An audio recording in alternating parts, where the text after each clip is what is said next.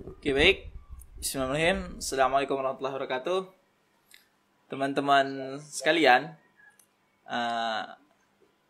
yang di daerah manapun, dalam kondisi apapun, baik yang sudah berbuka puasa ataupun yang masih menunggu-nunggu datangnya azan maghrib, insyaallah pada sore hari ini sesuai dengan yang telah kita agendakan. Hari ini Rabu 12 Mei 2021, di sore hari itu kita telah mengagendakan podcast ataupun diskusi dengan beberapa pejuang perantauan di berbagai daerah, di berbagai pulau. Untuk kali ini kita ada Untuk kali ini kita akan insyaallah akan mendiskusikannya dengan dua narasumber spesial kita, itu Kanda MZen Bahiki. Ini Rifan panggilnya Bang aja lah ya, biar terasa dekat gitu. Narasumber kita yang pertama ada Bang Muhammad Zen Baihaqi. Beliau ini mahasiswa Aceh yang kuliah aktif di Jakarta di Sekolah Tinggi Ilmu Ahmad Nasir, Sekolah Tinggi Ilmu Dakwah Ahmad Nasir. Sekarang lagi pengabdian ya, Bang. Lagi masa pengabdian ya. Tapi gelar sarjananya udah dapat lah berarti ya. Mantap, Bang. Udah bisa dipakai. Ya. Semangat lah pengabdiannya, Bang. Adapun narasumber kita satu lagi, ini nggak kalah spesial juga sangat spesial. Beliau ini itu Bang Teguh Saiful Basri. Beliau ini mahasiswa Makassar, itu di Universitas Muhammadiyah Makassar. Beliau ini saat ini di Makassar atau di Aceh? Sekarang kebetulan lagi di Aceh. Oh, beruntung lah hari. Keberuntungan perantau jika sempat dan berkesempatan untuk pulang ke kampungnya. Alhamdulillah banget ya, Bang. Oke, sesuai dengan yang telah kita agendakan, tema kita hari ini yaitu mengenai mengenai merantau untuk pendidikan, baik itu kuliah, baik itu merantau untuk pelatihan. Yang pasti akan kita diskusikan yaitu merantau untuk mendapatkan ilmu. Di sini sangat sesuai dengan tema kita, narasumber kita hari ini, para perantau yang sedang mencari ilmu di kampung orang. Itulah.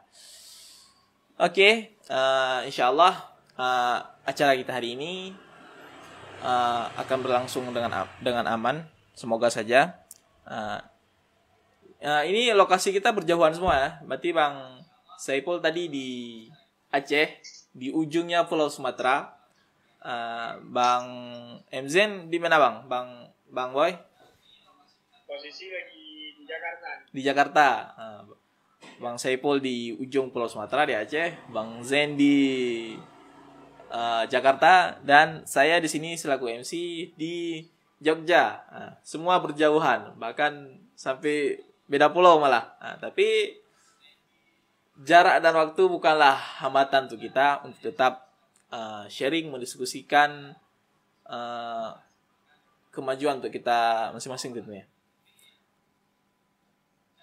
Oke, untuk mempersingkatkan waktu karena kita dibatasi oleh waktu, saya mau ke Bang Saiful dulu lah. Ini dari Bang Saiful sendiri, pengalaman selama perantauan itu bagaimana saja? Dan sejak kapan merantau ini? Baik. Assalamualaikum warahmatullahi wabarakatuh. Waalaikumsalam warahmatullahi wabarakatuh. Alhamdulillah, pertama puji syukur kita karena sampai hari ini kita masih sehat Alhamdulillah puasanya lancar dan kita sebentar lagi akan meninggalkan bulan suci Ramadan dan akan kembali fitrah.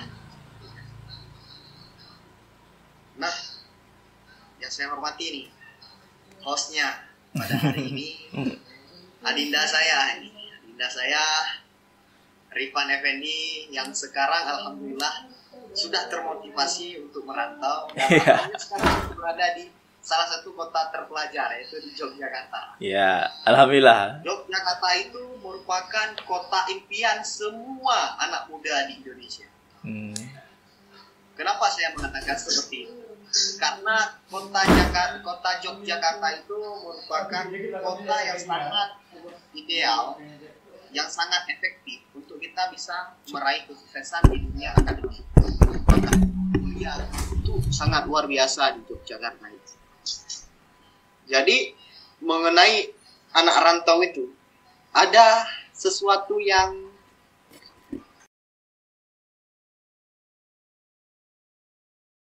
pribadi kita itu akan mengalami hal-hal yang berbeda-beda.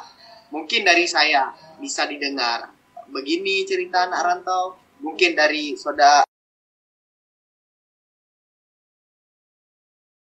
anak rantau, karena anak rantau itu punya kesenangan tersendiri, punya kesusahan tersendiri, punya keresahan tersendiri. Ketika kita lagi sakit, rasa-rasanya kita lagi sehat. Ketika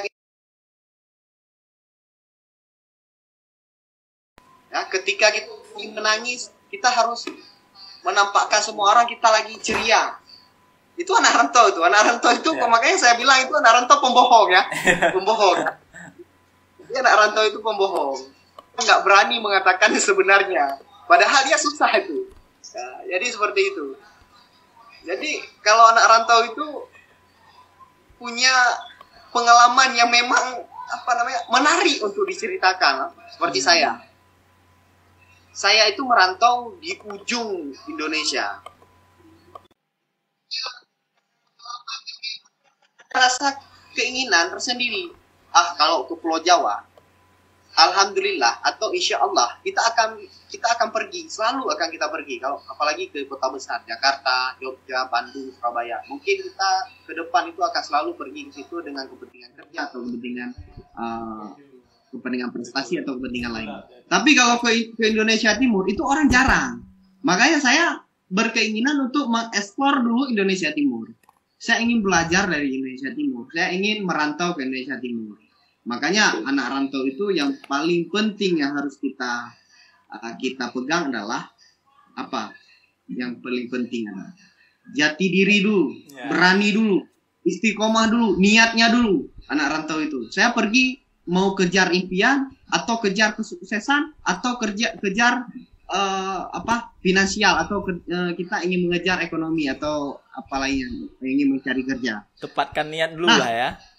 Ya, niat dulu. Kita kita fokusnya sekarang itu pejuang rantau ini adalah lebih kepada pendidikan. Kita yang kita ingin kejar adalah kesuksesan. Kenapa kita harus merantau? Karena kalau kita merantau itu ada kesuksesan tersendiri dan itu akan jauh lebih baik ketika kita harus berada di daerah kita. Itu. Pengalaman saya. Saya dulu mau kuliah. Ini kan kita bicara pengalaman. Lebih menarik ya. Kalau kita secara teori itu kadang kurang menarik ya. Gitu. Saya dulu mau sekolah atau mau kuliah. Tamat dari pesantren atau dari wilayah. Kita ingin kuliah di daerah kita. Daerah kita kan daerah Luxmawe, ya kan? Kita mau kuliah di daerah Luxmawe, salah satu kampus negeri juga. Jadi nggak kalah sebenarnya. Sebenarnya bagus. Nggak ada di Aceh ini kampusnya bagus-bagus semua. Jadi saya mau kuliah di salah satu perguruan tinggi itu. Apa kata saya? Saya harus keluar dan harus merantau. Untuk apa? Kalau saya kuliah di sini, yang pertama saya nggak fokus, makannya masih di rumah, cuci bajunya masih di rumah, Kadang saya nggak sampai ke kampus. Ya sampainya ke mana? Rancho, ke Gunung Salak. Tantangannya nggak terlalu tertantang nanti lah. Iya, nggak terlalu tertantang kalau kita kuliah di sini. Biasa aja sih, ya gitu kan. Karena apa? Makannya masih di rumah, tidurnya masih di rumah, kemudian cuci baju di rumah, kemudian kadang nggak sampai ke kampus, sampainya ke tempat wisata. Ya. Jadi pergi pagi itu niatnya apa? Kita kuliah hari ini. Sampainya kemana? Ke tempat wisata. Kenapa seperti itu? Karena ini daerah kita. Jadi apa namanya? Kita nggak termotivasi untuk kita belajar, nggak termotivasi. Jadi akhirnya apa? Memang dari dulu pesan petua kita kalau ingin sukses itu keluar dari kampung halaman, keluar dari kampung halaman. Bukan meninggalkan kampung halaman, enggak. Kita selalu rindu daerah tempat kita dilahirkan, itu pasti, ya kan? Tapi keluar dari kampung halaman untuk mengejar kesuksesan itu jauh lebih penting. Karena kalau kita berada di kampung halaman, kita nggak fokus melakukan apapun. Karena apa? Menganggap kita di rumah kita. Kita menganggap kita ini masih di rumah. Ngapain kita kuliah gitu? Nah, lebih baik begitu. Akhirnya apa? Kita keluar. Kalau kita keluar merantau, yang pertama kita harus tertantang. Makan nasi di mana? Cuci baju di mana? Tidur di mana? Tinggalnya di mana? Tidur di mana? Cari uangnya di mana? Jadi kan, kalau itu yang tahu jawabannya hanya anak rantau. Ya. Ya kan? Jadi nggak makan, ada yang satu hari nggak makan, itu anak rantau. Jadi kalau di kampung halaman nggak dibiarkan oleh orang tua kita itu untuk anaknya lapar, nggak. Tapi kalau anak rantau itu merasakan, dan itu pengalaman yang memang butuh dalam hidup ini, pengalaman yang seperti itu. Nah, ketika kita merantaulah. Ketika kita merantau memang ada keluh kesah yang kita rasakan. Yang pertama, kita jauh dari kampung halaman. Yang pertama itu mengajarkan kita arti sebuah kemandirian. Ya kan? Arti kemandirian. Mengajarkan kita bagaimana mencari uang. Mengajarkan kita bagaimana meraih IP yang bagus. Kuliah yang sukses. Bagaimana mengajarkan kita itu hari ini makan di mana. Nanti malam tidur di mana. Itu hanya kita yang mengajarkan. Kita tahu itu. Tapi kalau anak nggak pernah merantau, nggak tahu itu. Saya jamin nggak tahu hal-hal begitu. Jadi seperti itu. Jadi kalau ingin sukses, ingin kita meraih impian kita itu dengan cara merantau. Nggak ada cara lain. Orang semua akan sukses kalau dia meninggalkan suatu tempat. Kalau dia meninggalkan kampung halaman. Bukan artian ya, saya ulang lagi. Bukan artian kita nggak setia terhadap kampung halaman. Bukan. Tapi orang sukses rata-rata orang yang berani berhijrah. Ya kan? Kita putus cinta aja itu caranya apa kalau kita mau move on? Hijrah ya? Ya betul. Mzan Bayhaqi. Ya. Kita harus hijrah. Begitu juga kalau kita mau sukses, kita mau berubah nama. Misalnya mau berubah nama. T. Syaiful Basri SH. Untuk merubah nama itu kita harus hijrah. Ya. Dan punya jalan untuk hijrah itu, punya jalan yang lika-liku.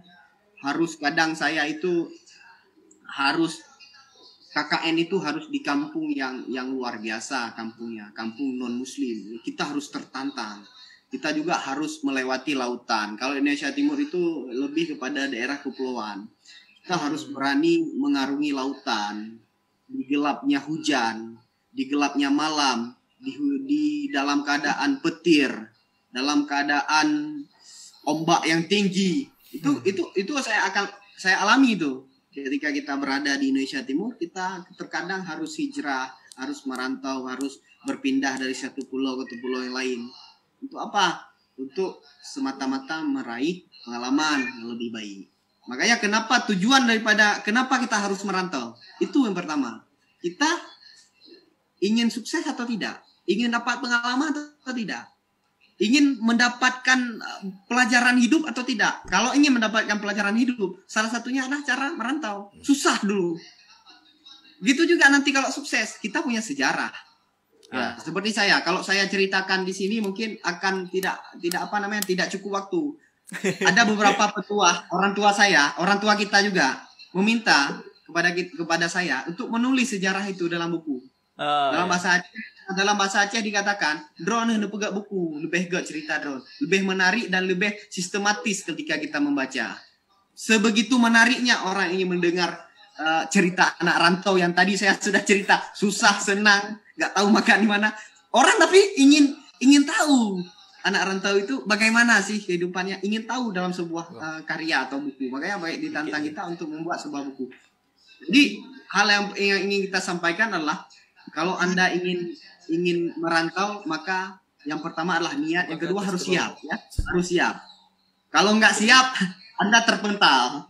Kalau nggak siap menghadapi itu, yang seperti saya ceritakan tadi, Anda akan terpental. Nanti mungkin akan ditambah oleh saudara Baihaki. Ini adinda saya juga merantau dari Aceh ke Jakarta, berbagai lika-liku juga nanti akan diceritakan. Tapi kalau nggak siap, Anda akan kalah. Dan ada beberapa orang yang nggak siap untuk merantau, ya, termasuk senior kita dulu. Ada yang 1 minggu langsung balik lagi. Ya itu ada senior kita. Jadi dia nggak siap untuk merantau, nggak siap untuk yang seperti kita ceritakan tadi. Dia akhirnya kembali ke pelukan mamanya, ke pelukan orang tuanya. Menyerah setengah jalan nanti, ya. Jadi nggak boleh manja, anak rantau itu. Anak rantau itu harus kuat, ya, harus kuat. Hanya orang kuat yang bisa menjalani di perantauan dan akan menjadi orang. Mungkin akan kita tambah lagi nanti, ya, insyaallah. Oke, kalau dari suka duka yang dialami sama Mas Saiful gimana itu? Apa aja? Lebih banyak suka atau dukanya gitu? Lebih banyak dukanya lah. Ya. Apa aja itu, Bang? Yang pertama, kiriman dari kampung. Ketika kita telepon, "Mak, nggak ada lagi duit, kirim." Ya, nggak ada lagi duit, kirim. Terkadang dikirimnya kita nggak ada duit lagi, kosong habis. Bentar-bentar ke ATM carinya, lihat lagi udah masuk atau belum. Cek lagi ke ATM, udah masuk atau belum. Udah masuk, masih 56.000, belum masuk. Jadi kita tunggu seberapa pun dikirim. Kadang harus berhari-hari. Kita terkadang harus berhari-hari harus mencari di mana ada teman yang baik untuk diajak kita makan. Itu duka, lebih banyak duka. Kemudian tidur kita dibatasi, tidur kita juga harus dibatasi. Lebih banyak kerjaan kuliah harus kita selesaikan malam, karena hari pulang kuliah kita harus ke pasar beli belanja untuk kita masak, kan? Untuk kita masak sendiri, ya kan? Anak rantau itu harus masak sukanya. Kemudian kalau nggak ada uang, memang benar-benar itu harus puasa. Harus puasa, ya. Jadi kan anak rantau itu, ada satu dosen saya dulu mengatakan, kalau anak rantau itu yang ibadahnya yang paling taat itu adalah puasa Senin Kamis. Kenapa, Pak? Karena tidak ada uang untuk beli makan. Jadi kalau puasa Senin Kamis, jadi kan di kota-kota besar itu kan ada beberapa masjid menyediakan berbuka. Iya. Ya kan, MZN itu ketawa dia karena dia pengalaman mungkin. Jadi ada beberapa kota besar itu menyediakan makanan buka. Alhamdulillah, berarti untuk Senin dan Kamis sudah lewat. Jadi seperti itu, ya. Jadi banyak kali duka kita kalau merantau itu dengan serba keterbatasan, tapi kita punya mental yang kuat gitu, ya. Jadi gitu. Jadi suka dukanya lebih banyak duka, namun duka itu bisa jadi pengalaman penting lah istilahnya. Iya. Itu tapi udah pasti lebih yang didapat suka yang didapatin selama perantauan itu yang pasti sangat berguna dan sangat penting lah. Kalau dari ini, Bang, dari hal yang kira-kira Abang dapatin selama merantau, yang kira-kira nggak bakal didapatin buat orang yang nggak pernah merantau itu apa? Yang tidak mau orang yang tidak merantau tidak akan mendapatkan itu, ya. Yang pertama, puasa Senin Kamis. Yeah. Untuk di kalangan pelajar itu susah loh puasa Senin Kamis. Saya lihat di kota di sini jarang loh anak kuliah itu puasa Senin Kamis. Jadi cuma anak rantau yang bisa dapat itu. Yang kedua adalah yang taat puasa Senin Kamis anak rantau berarti. Ya. Yang kedua adalah kita lapar, kita nggak makan terkadang. Ada satu hari itu nggak makan. Kadang pagi nggak makan, siang nggak makan, malam nggak makan. Kalau anak nggak pernah merantau itu nggak akan merasakan, karena mereka tahu saya kalau udah lapar pulang ke rumah. Kita nggak tahu pulang kemana kalau lapar. Ya kan, anak yang tidak merantau tidak akan dapat hal begitu. Tapi kalau kita cerita hal begitu sama orang tua tentu nggak menginginkan anaknya lapar. Tapi kita harus belajar terkadang seperti itu kan. Kalau kita nggak merantau, nggak akan kita dapat itu. Bang bilang, halo, di mana anak? Lagi di kota ini belum makan, belum makan, pulang makan sekarang. Nggak boleh nanti kamu sakit, ya kan? Jadi seperti itu. Jadi kalau sakit kita nggak punya orang tua.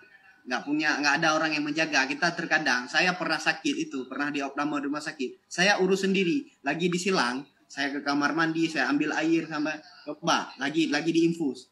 Itu di Makassar. Itu waktu di Makassar. Itu untung tetangga di samping, orang di sana itu baik orangnya, mau membantu saya. Adik, apa buat saya mau ambil, apa adik saya mau ambil, dibantu oleh orang di samping. Dia lagi jaga suaminya atau lagi jaga orang tuanya. Coba dibantu kita. Karena kita tahu kita anak rantau, nggak ada orang yang seperti. Coba kalau di sini sakit ada kayak itu, nggak ada. Ya kan? Nggak ada. Yang didapat itu sebenarnya banyak yang didapat kalau anak rantau itu. Dan saya bilang tadi variatif loh, tergantung perantaunya yang didapat. Dan orang yang nggak pernah merantau nggak akan dapatkan itu. Kemudian alhamdulillah ya, kalau kita dapatkan alhamdulillah banyak sebenarnya.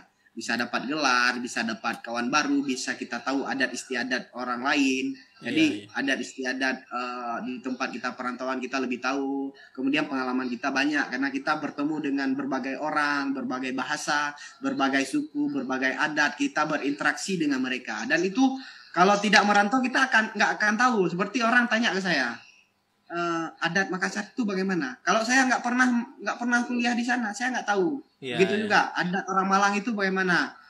Bahasa orang Jawa Timur itu, bahasa Jawa itu ternyata beda-beda loh. Nah, karena saya juga pernah di Malang. Kemudian Jogja juga beda, Jakarta juga beda. Di mana tempat kita berada, tentu kita kalau tidak pernah mengunjungi tempat itu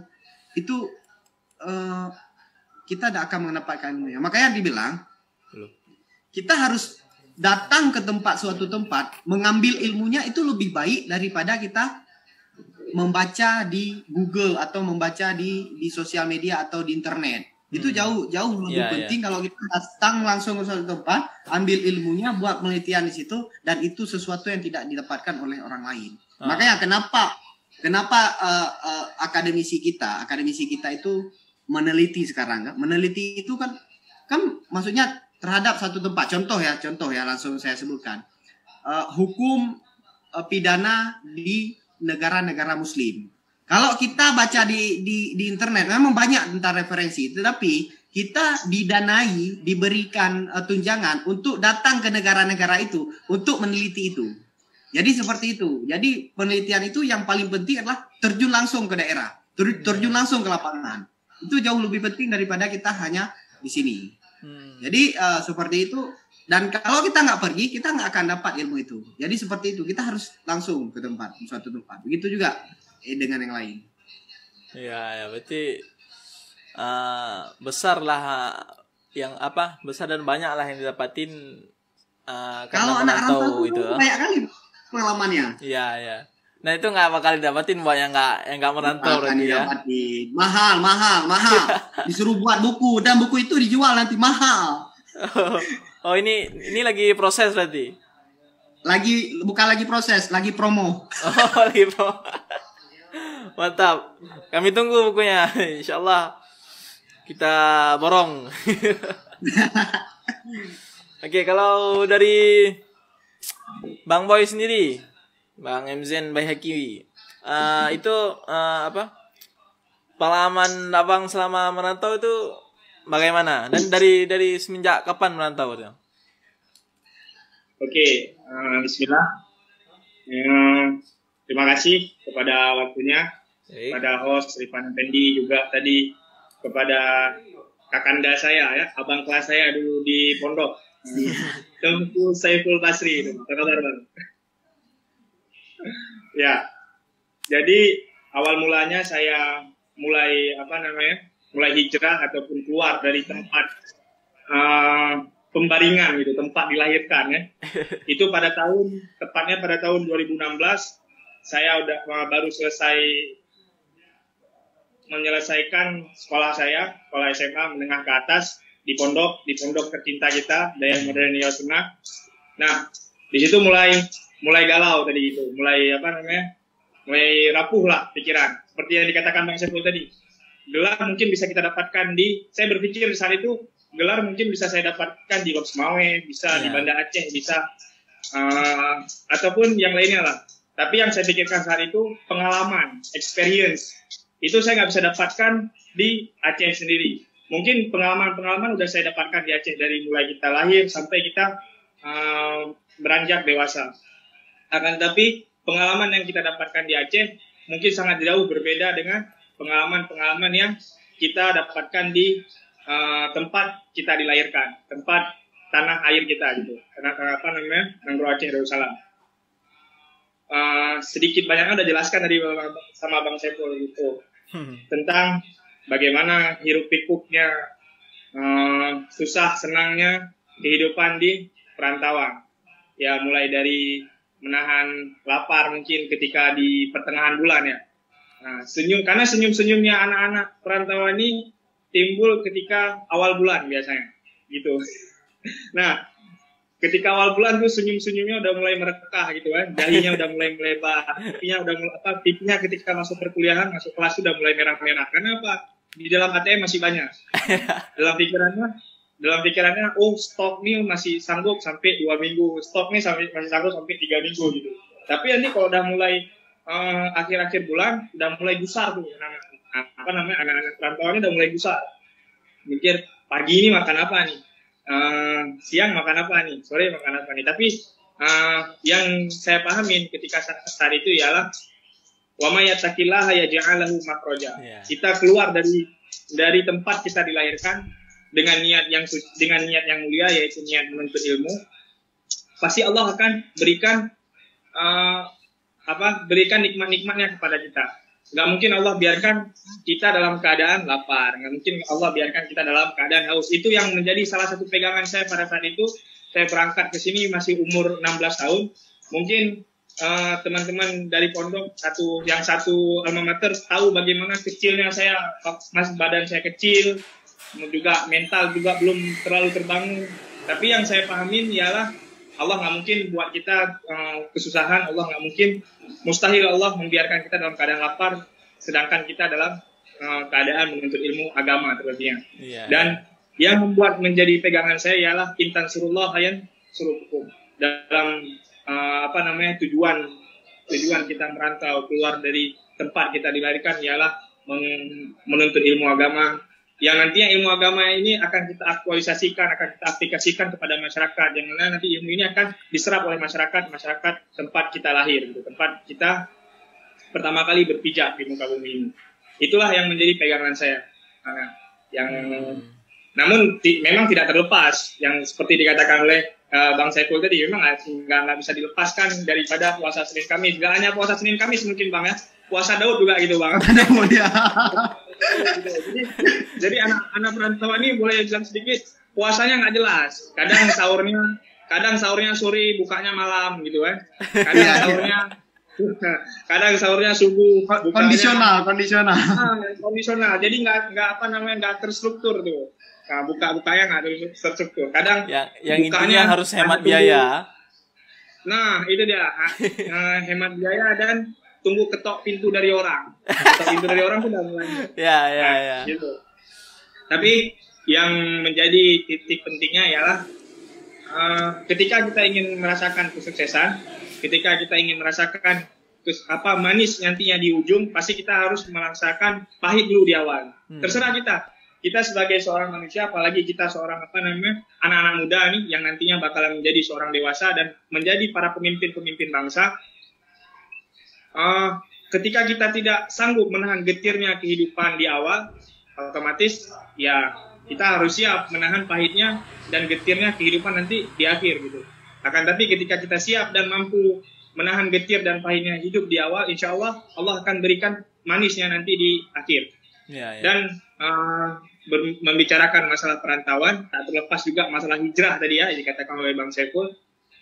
Selain kita yang melakukan ini, para salafus saleh, para sahabat Rasulullah juga melakukan hal seperti ini. melakukan perantauan, atau bahasa sekarangnya melakukan hijrah, atau bahasa kita itu perantauan gitu. Kita tahu bagaimana Rasulullah membawa Islam, menyebarkan dakwah Islam pertama kali tidak hanya di kota Mekah.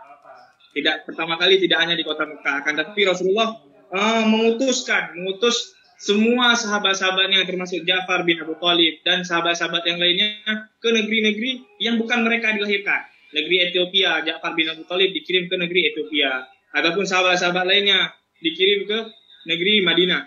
Nah, pada saat itu apabila tidak dilakukan ekspedisi ataupun perjalanan-perjalanan dakwah, perantauan dakwah tersebut, mungkin kita tidak bisa merasakan nikmatnya Islam seperti sekarang. Mungkin kita tidak bisa merasakan iman, bagaimana manisnya iman seperti sekarang. Itulah hakikat daripada perantauan yang sebenarnya.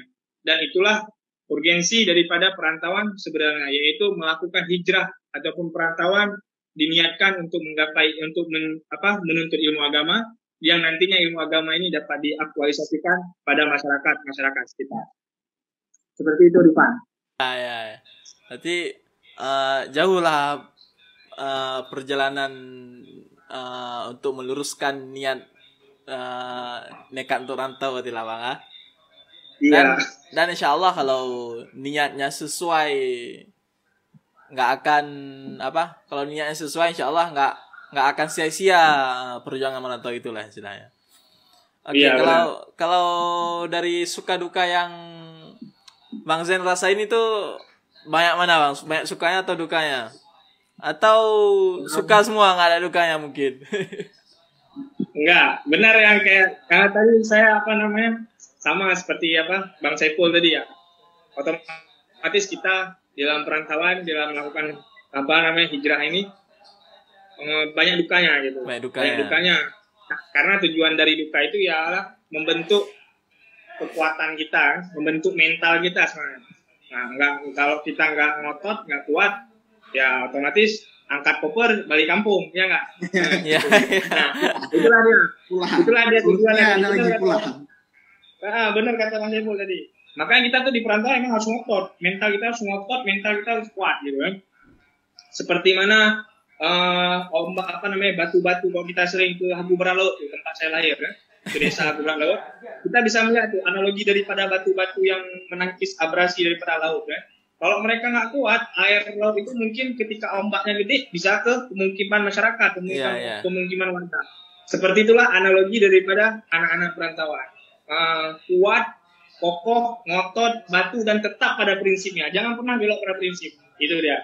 Nah, duka-dukanya juga ya nggak terlepas dari puasa Senin Kamis, puasa Daud, ataupun puasa-puasa yang tidak terstruktur waktu kapan buka dan sahurnya, itu tidak terlepas lah sebenarnya kan. Tapi yang kalau kita terus ngomong duka dan mengeluh, itu bisa mengikis mental kita sendiri. Maka oleh karenanya ya dibawa senang, dibawa ketawa, dibawa happy, anggap aja nanti ini bakalan selesai. Kalau saya sendiri menanggapi duka-duka tersebut, ya gitu, bodo amat gitu, kalau bahasa di sini bodo amat lah. Besok juga kelar ya nggak? Besok juga kelar. Nah, kalau sukanya itu banyak sebenarnya. Pertama, kita dapat saudara-saudara baru yang mungkin ketika kita tidak pindah dari kampung kita nggak kenal sama orang-orang baru ini. Kita banyak menemukan literasi baru. Orang-orang baru itu banyak menghadirkan pengalaman dan inspirasi baru. Ketika kita mengenal satu orang, ya udah kita dapat pengalaman satu doang. Kita mengenal dua orang, kita dapat inspirasi dan pengalaman dua pengalaman dan inspirasi tersebut saja. Akan tapi ketika kita banyak mengenal orang, kita banyak mengorek pengalaman dari dia, maka banyaklah literasi dan wawasan yang kita dapatkan. Dan satu lagi ya, sukanya itu tentang pengalaman yang itu seperti dikatakan Bang Saiful tadi. Gelar bisa dicari, kan? Ilmu gelar bisa dicari, bahkan gelar yang lebih sakitnya lagi sekarang itu banyak, gelar itu bisa dibeli ya kan? Gelar itu bisa dibeli. Orang capek kuliah dari semester 1 sampai semester 8, ada orang berduit, dicampah uang di depan meja administrasi, selesai dapat gelar, ya enggak? Satu hari dapat gelar. Dalam waktu 1 hari 1 menit dapat gelar. Akan tetapi ada dua hal yang tidak bisa dibeli. tentang masalah pendidikan terlebih dahulu nih ya. Iya. Kalau masalah itu otomatis iman dan Islam kan. Kalau masalah pendidikan ada dua hal yang nggak bisa dibeli. Yang pertama ilmu nggak pernah bisa dibeli oleh orang. Mau dia punya uang sebanyak apapun, ilmu nggak akan bisa dibeli. Kecuali dengan fokus dan ketajaman dia dalam memahami ilmu tersebut. Yang kedua ialah seperti kata Bang Sepul tadi, pengalaman. Siapa yang bisa beli pengalaman? Tunjukkan. Orang sekaya apapun bisa beli pengalaman nggak? Iya. Ada nggak? Kira-kira kan gini pertanyaannya. Ada nggak orang kaya, miliuner, beli pengalaman pengen tenggelam di tengah laut? Nggak ada. Gitu. Nggak ada yang bisa beli pengalaman. Mungkin itu suka duka dan yang saya rasakan. Seperti kata Bang Saiful, variasi ya, suka duka yang dirasakan oleh anak perantauan ya, variatif gitu. Ya, berarti walaupun lebih banyak walaupun lebih banyak dukanya, namun sudah tertutupi oleh si sukanya lah, berarti ya. Iya. Itu selama di perantauan, hal terpenting yang Bang Zen dapatin yang nggak mungkin didapatin sama orang lain yang nggak merantau, kira apa Bang? Banyak ya?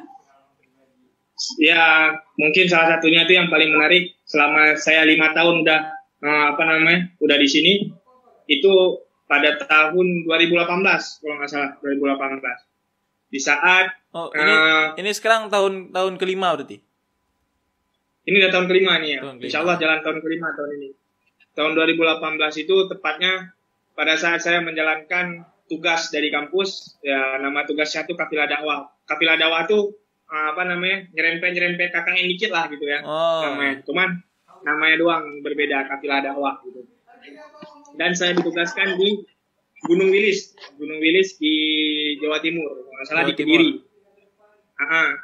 Nah, yang pengalaman yang paling berharga, pengalaman yang paling menarik selama saya hidup sampai sekarang ini, karena pada saat itu saya sebulan penuh diminta oleh kampus untuk berada dan mengawal muslim-muslim di sana, karena memang kebetulan di puncak gunung itu ada perkampungan Muslim dan sekitarnya juga ada perkampungan Hindu, perkampungan Nasrani ataupun Kristen. Nah, 1 bulan penuh saya diminta untuk mengawal mereka, kegiatan Ramadannya seperti tarawih, ceramah dan segala macam. Itu waktu Ramadan berarti? Ya, itu waktu di Ramadan. Nah, dan di saat itu juga lebarannya di sana juga. Jadi kampus minta lebarannya itu tuh di sana juga gitu. Nah, yang sangat menariknya dan sangat bertolak belakang dengan keadaan yang kita rasakan, apalagi yang saya rasakan dulu waktu kecil. Ketika malam lebaran ini kan biasa rame kita, apalagi misal di sini mulai gema-gema takbiran, mobil-mobil udah sorak menyorak, karena Allahu Akbar, ada banyak takbiran. Tapi yang buat sedih sekaligus pengalaman menarik ya saat itu, malam itu di malam takbiran itu di desa Gunung Wilis, di desa Desa Parang namanya itu, nggak ada sama sekali seperti semarak besoknya hari raya gitu. Nggak ada sama sekali semarak hari raya. Bahkan paginya itu masyarakat di sana masih ke ladang, karena komoditas tanaman sana itu kan cengkeh. Otomatis mayoritas sana petani cengkeh gitu. Paginya itu pagi lebaran, besoknya ini lebaran nih, atau 2 harinya lebaran nih masalah. Tapi paginya itu masih ke ladang gitu, masih ke ladang, nggak ada pernik menyemarakan lebaran Idul Fitri ya. Jadi sehingga di saat itu saya selesai sholat asar tuh ya. Saya duduk, saya pikir nih, gimana cara kedatangan kita di situ walaupun 1 bulan tidak hanya sebagai imam, ceramah ataupun segala macam, tapi bisa memberikan warna tersendiri, warna yang berbeda dari orang-orang sebelumnya mungkin yang pernah bertugas di sana. Maka saya berpikir kampung ini harus ramai. Lebaran kampung ini harus ramai. Gimana itu makanya tadi dibilang anak perantauan itu harus ngoyo gitu, harus ngotot gitu ya. Iya. Lebaran ini pokoknya kampung ini harus ramai. Soalnya maaf kata nih, jangankan rame, lampu jalannya cuma satu kampung itu lampu jalan cuma bisa dititok 4 doang gitu. Lampu jalan kampung satu cuma dititok 4 doang, gimana sepinya itu kan, gimana sepi dan gimana gelapnya. Nah, terinspirasilah saya dengan bagaimana kebiasaan-kebiasaan kita di Aceh dulunya, masang lampu lampu klip gitu di depan rumah gitu kan. Lampu mobil. Nah, karena otomatis saya juga nggak cukup dana untuk pasang lampu klip setiap rumah-rumah yang ada di desa tersebut. Saya semarakkanlah, saya ramaikanlah mungkin di masjidnya doang. Di masjidnya doang saya pasang lampu klip biar kelihatan rame. Terus saya pasang gapura misalnya selamat Hari Raya Idul Fitri gitu. Terus saya ajak anak-anak kecilnya, karena kan yang bikin rame itu anak-anak, yang bikin hibur itu biasa anak-anak.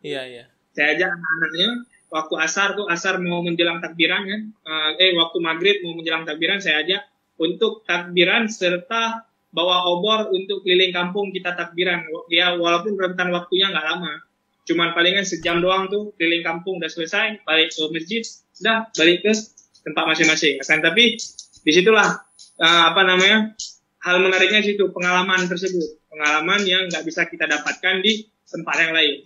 Itu 2018 dia? Ya, seingat saya 2018. Oh iya. Kalau sampai segitunya sih itu mungkin jangankan yang nggak merantau, yang merantaunya ke tempat lain pun nggak bakal ngedapatin kayak gitu. Itu emang luar biasa banget kalau itu pengalamannya. Itu di pedalaman mana aja? Pedalaman Surabaya. Itu enggak, pedalaman Kediri. Jadi di daerah Jawa sendiri itu masih banyak daerah-daerah terpencil. Masuknya dari Kediri berarti? Ya, masuknya dari Kediri. Dia itu dekat apa ya? Kediri lah. Itu? Yang ada monumen PKI itu yang penggal santri itu apa namanya? Lupa saya namanya. Madiun. Madiun. Ya. Jawa Timur itu. Ya. Dan itu bukan yang pertama, mungkin ke depan bakal ada lagi, Bang. Insyaallah. Ya, semoga aja masyarakat pedalaman makin terbuka dan makin mendapatkan manfaat dari pejuang rantau seperti Abang inilah. Semoga saja itu semakin berkembang lah. Oke. Kita masuk ke agenda terakhir. Untuk teman-teman yang mau menanyakan pada narasumber spesial kita sore hari ini. Teman-teman yang mau menanyakan kepada narasumber yang spesial kita hari ini. Mau yang nanya ke Bang Saipul, mungkin ada yang mau nanya ke Bang Zen, silahkan. Tanyakan di kolom komentar dan dibuat keterangannya, diajukan ke siapa. Misal saya mau nanya ke Bang Saipul, pertanyaannya ini. Silakan diisi di kolom komentar. Selanjutnya sedikit saya simpulkan mengenai materi-materi yang disampaikan oleh kedua narasumber kita, yaitu Bang Teguh Saiful Basri dan Muhammad Zain Baihaqi. Dari yang saya tangkap sih pengalaman yang didapatkan di perantauan sangatlah besar dan dari segi manapun pengalaman yang didapatkan itu tidak akan bisa dibeli dan itu sangatlah berharga. Apalagi ya seperti seperti pengalaman yang diceritakan sama Bang Zen tadi. Mungkin anak perkotaan, anak pedesaan manapun nggak akan merasakannya walaupun dia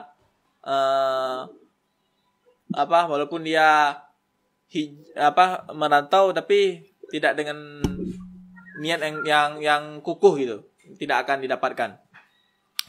Seperti yang disampaikan Bang Saipul juga, kita nggak akan bisa beli itu yang namanya pengalaman. Kita nggak akan bisa beli itu yang namanya ilmu. Meskipun kita anak seorang saudagar yang kaya raya, nggak akan bisa kita beli.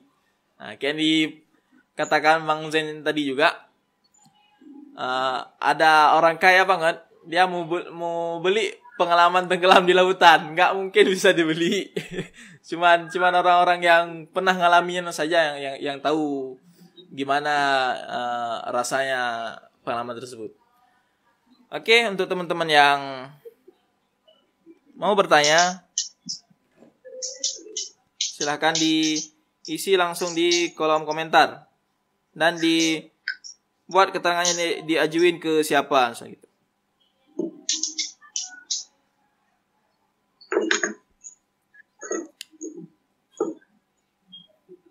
Ini pada lebaran di mana berarti? Kalau Bang Zen lebaran di mana tuh, Bang? Di Bekasi nih, Pak. Oh, berarti lebaran di kampung orang lah ya. Iya. Bang Sepol udah di kampung berarti ya, Bang? Udah di kampung karena saya udah capek lebaran di kampung orang. Oh, ya. Karena kan dulu kita punya moto dan selalu saya update di status itu. Besar di jalan, tua di rantau. Ya, Asik banget tuh. Itu asik banget tuh. Besar di jalan, tua di rantau kan. Makanya kalau anak-anak yang kurang pengalaman, kita selalu bilang, pergimu tidak terlalu pagi, pulangmu nggak terlalu malam. Asik banget. Oke. Tidak mereka ya. Kalau saya udah bosan. Gitu ya. Iya. Jadi kan kalau kita lebaran di kampung orang, apalagi ini besok lebaran, kita punya suka duka juga yang sangat luar biasa kan.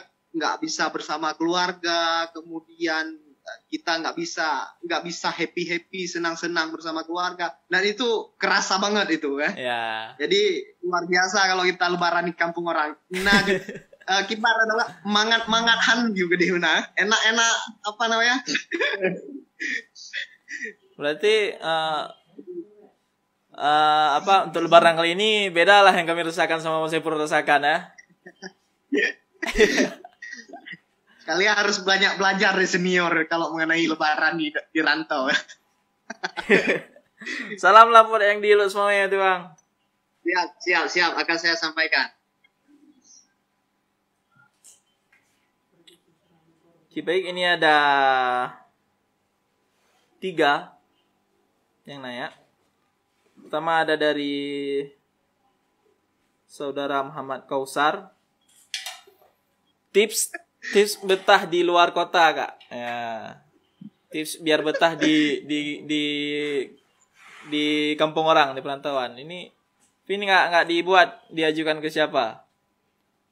Itu dua-duanya aja lah. Itu dua-duanya aja lah. Dari Bang Sepol aja dulu. Tips dari Bang Sepol biar para perantau ini betah di luar kota apa kira-kira, Bang? Yang pertama, harus happy. Jangan dibawa. Jadi harus, kalau saya one heart, harus satu hati. Yeah. Kalau nggak satu hati, kamu nggak akan bisa ngalaminya. Jadi harus one heart. Jadi kalau sudah one heart, kalau sudah pakai hati semuanya, akan menerima apapun yang terjadi seperti kita ceritakan tadi, udah nggak apa-apa itu. Yang pertama itu. Yang kedua, harus nekat. Pokoknya saya apapun yang terjadi nggak boleh pulang. Yeah. Itu yang membuat kita harus betah ya. Kalau nggak nekat kita nggak betah. Kayak bilang tadi, ambil koper, balik badan, atau balik kanan. Jadi seperti itu. Harus yang pertama harus Yang pertama tadi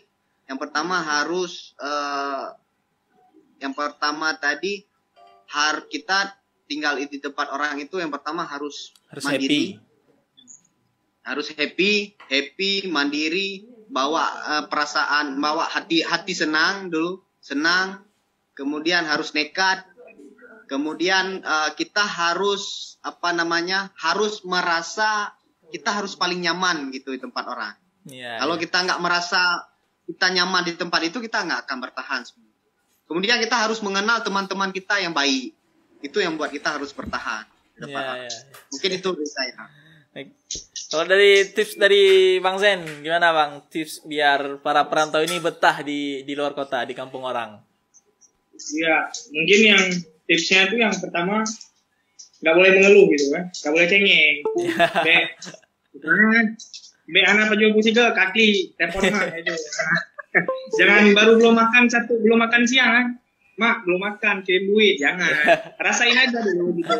Nikmatin aja dulu rasa lapar itu gimana gitu kan. Nikmatin ya gitu. Itu kan nikmat juga kan. Jangan belum makan malam, mak nggak ada duit telepon. Jadi gini nggak kita rasain yang pengalaman-pengalaman itu. Yang intinya pertama itu ya, jangan pernah mengeluh. Sakit, terus sakitnya kita, deritanya kita, tangisnya kita, semuanya segala macam itu dinikmatin dan dilewatin dengan senyum. Seperti kata Bang Saiful tadi, happy aja, bodo amat gitu kan. Bodo amat dengan sekitar yang terjadi. Yang kedua itu harus pintar-pintar bersosial. Karena sampai di sana, sampai di perantauan, kita itu nggak hidup di samping orang tua kita. Kita itu nggak hidup di samping saudara-saudara kita. Kita itu nggak hidup di samping ataupun di sebelah teman-teman yang sama-sama gede sama kita waktu di kampung. Kita itu hidup dengan lingkungan baru, dengan tempat baru, dengan suasana baru. Otomatis kita harus pandai dan sangat cermat memainkan peran sosial kita. Kontak sosial kita harus sangat cermat kita gunakan. Bagaimana kepentingan peran-peran sosial dengan dengan cara bermasyarakat ataupun sebagainya harus sangat benar-benar apik kita lakukan. Gitu. Mungkin 2 doang. Itu berinteraksi dengan masyarakat tipsnya udah dipraktekkan sendiri berarti ya. Insya Allah. Ya, oke. Insya Allah lagi kita sudah alami. Ya, itu benar. Yang kita sampaikan itu kita berdasarkan pengalaman loh. Ya. Kalau kita nggak pintar berinteraksi dengan lingkungan kita, sudah kita susah untuk kita hidup di tempat orang. Oh iya. Makanya harus ada ilmu sosial juga kita itu. Ya, oke. Untuk Kak Muhammad Kausar tadi yang ditanyain tipsnya itu udah disampaikan oleh kedua pemateri kita dan itu dari yang disampaikan Kausar teman saya ya. Saya kurang tahu juga ini. Kurang tahu juga saya cek di sini. Ini itu tips yang disampaikan oleh kedua narasumber kita ini itu yang disampaikan itu semua sudah dipraktekkan ya. Insya Allah itu kalau ikut dipraktekkan juga Insya Allah bakal berguna juga. Adapun ini penanya kedua, ini rekan kita juga Bagaskara. Oke, izin bertanya tentang larangan mudik sekarang. Apa mungkin bisa jadi pengalaman yang pahit bagi perantau atau mungkin bisa jadi membuat perantau memperkuat mentalnya? Gimana nih kira-kira larangan mudik untuk kali ini yang dirasakan oleh perantau kira-kira itu bisa jadi hal negatif ataupun positif itu? Emsen. Bang Sen duluan. Gimana rasanya? Nggak positif, nggak negatif. Hambar-hambar aja gitu. Soalnya sebelum ngerasain dilarang mudik juga kita nggak bisa pulang gitu kan Mas Eko? Nggak Mas Eko? Nggak ada tiket. Nggak ada tiket ya. Jadi mau dilarang pulang kek, mau ada pembatasan secara skala besar kek. Sebelum ada terjadi hal ini juga kita ngerasain nggak mudik juga ya. Gitu ya. Yang bedanya paling suasana agak-agak sepi ya, itu pasti akan dirasakan. Iya. Akan dirasakan setiap anak perantau di hari raya pertama. Itu doang sih. Ya. Kalau dari Bang Saiful sendiri gimana? Dengan ada larangan mudik itu ada nilai positif atau negatifnya? Kalau ditanya sama anak-anak TikTok sekarang, jawabannya biasa aja lah. Jadi kan pelarangan mudik itu biasa aja bagi anak rantau. Tapi itu ada satu kelemahan kita, yaitu apabila kita sudah kumpul duit. Kan kita mau pulang biasanya kumpul duit ya, Emsen ya. Iya, benar tuh, Bang. Nabung dulu ya. Iya. Ya, pas udah cukup tiba-tiba kita mau pulang, tiba-tiba dilarang mudik. Dan itu rasanya gimana, Emsen? Sakitnya tuh di mana gitu? Sakitnya tuh di sini ya. Jadi kita udah siap-siap mau ketemu sama orang tua, mau ini udah nabung ini 2 tahun atau 3 tahun mau pulang ya. Tiba-tiba dilarang mudik dan itu dilema bagi kita. Dan sebenarnya kalau kita nggak keinginan pulang, dilarang mudik itu rasanya apa? Yes gitu ya. Jadi walaupun menzalimi orang lain, tapi kita mencoba untuk menenangkan diri. Menenangkan diri, dan itu alhamdulillah lah. Untung saya enggak kumpul duit untuk pulang. Dan untung teman-teman saya mengikuti saya juga. Sama mereka di sini, enggak ada yang pulang juga karena dilarang mudik. Dengan adanya larangan mudik itu enggak terganggu banget lah ya. Bodoh amat lah ya. Oke. Berarti ada senangnya, ada dilemanya, ada galaunya juga ya. Itu campur aduk ya, seperti itu. Ya. Gitu, Saudara Bagaskara, itu tadi jawabannya. Berarti dengan adanya larangan mudik itu nggak terlalu mengusik kenyamanan perantau lah. Karena sebelum ada larangan mudik pun sangat jarang. Ya. Oke, ini untuk yang selanjutnya kita dapat salam dari Kak Santi Syahla. Dia juga ada mau menanyakan gimana cara kita menanggapi kalau mau merantau namun orang tua sedikit takut. Berarti ini gini, sedikit saya simpulin.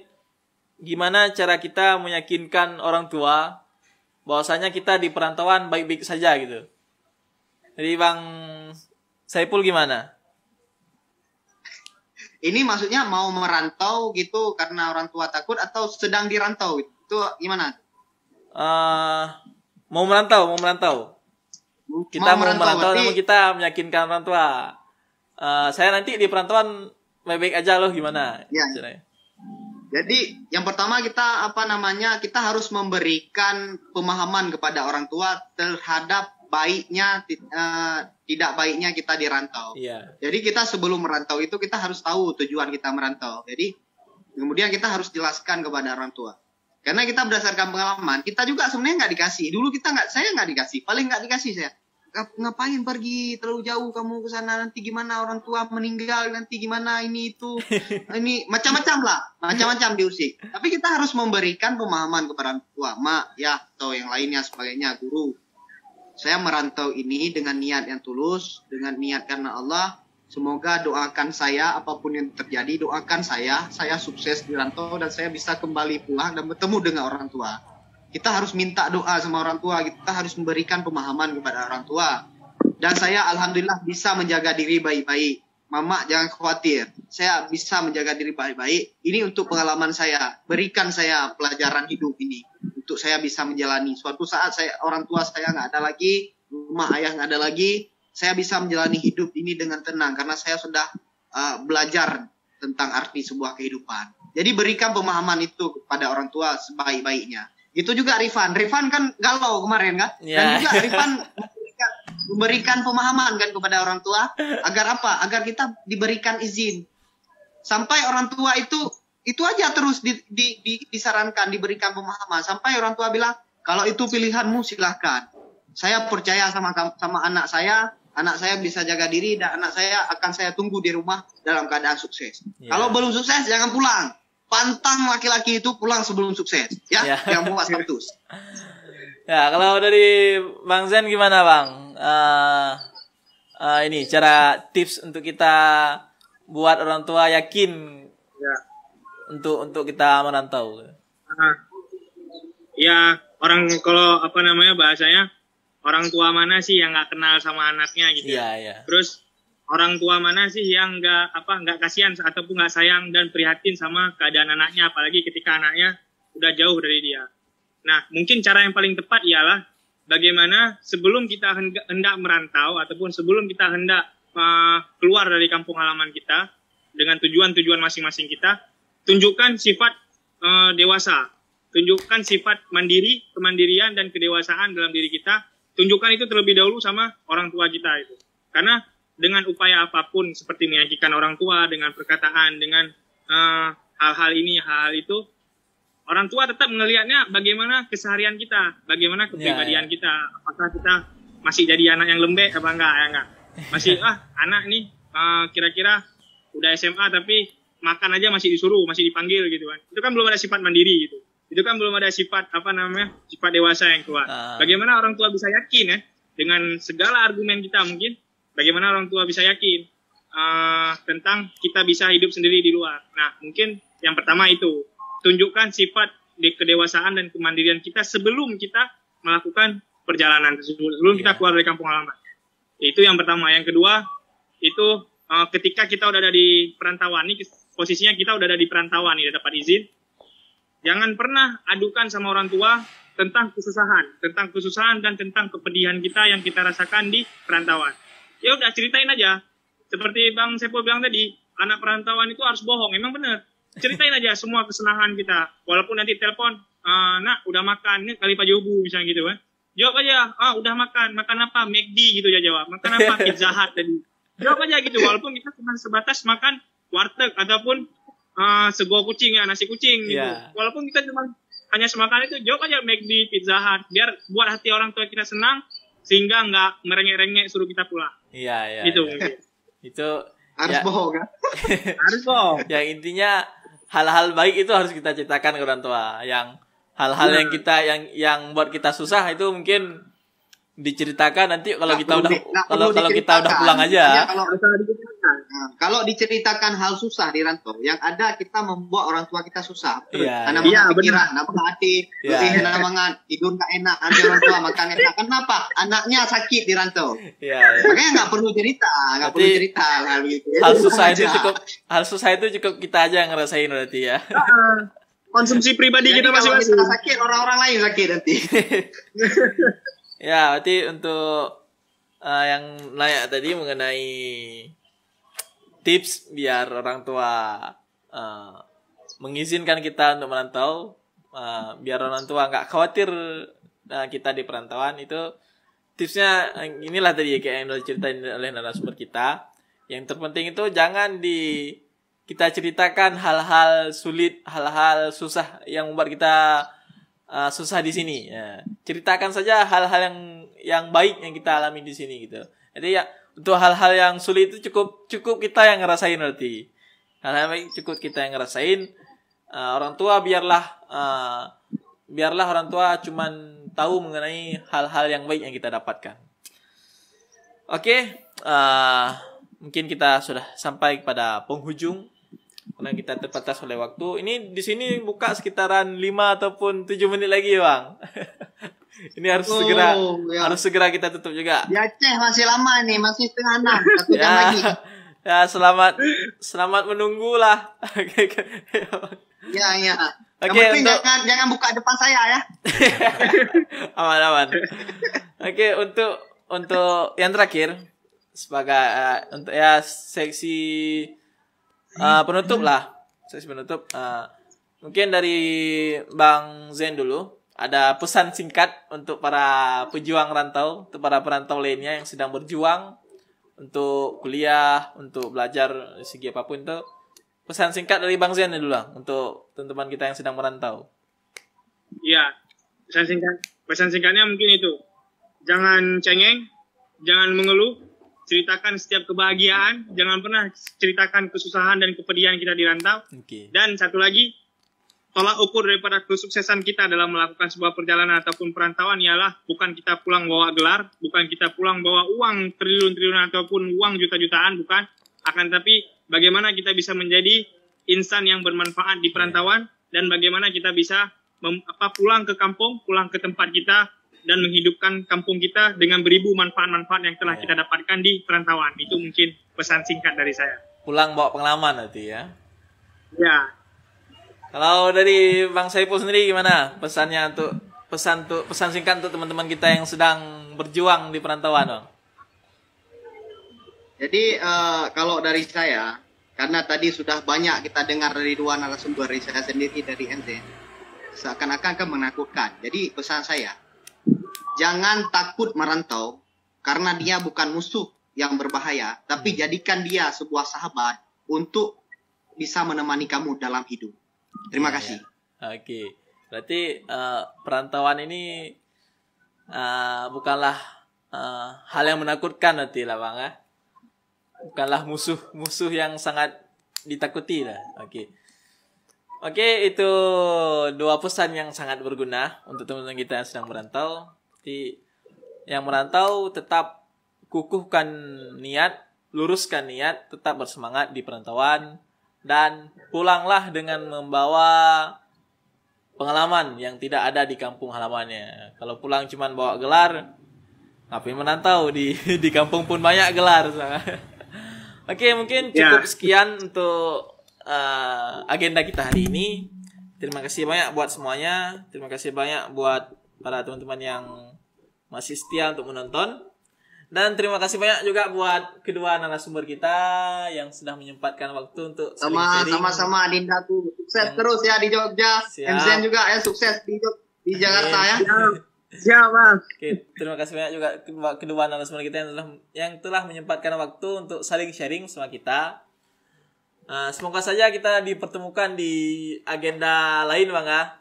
Di agenda lebih bagus ataupun agenda yang sama. Oke, terima kasih banyak untuk semuanya. Oke.